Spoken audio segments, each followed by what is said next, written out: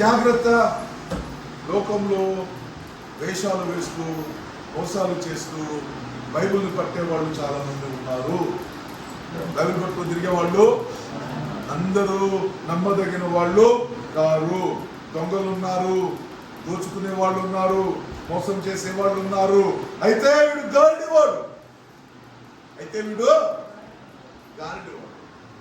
ఇప్పుడు చూసి సంఘాన్ని పాడు చేసి, పరిచర్యను పాడు చేసి, ఆత్మల్ని పాడు చేసి ఊరుకుంటే దేవుడు ఊరుకుని ఉంటాడా?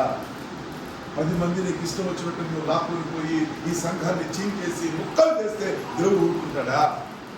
వెయిట్ చేయాలి. చెట్టు ఎదగాలిగా. చెట్టు ఎదిగితేనే కదా పూత వచ్చేది. పూత వస్తేనే కదా కాయలు వచ్చేది. కాయలు పండితేనే కదా కింద రాలేదు. అప్పుడు దాకా ఏం చేయాలి మనం?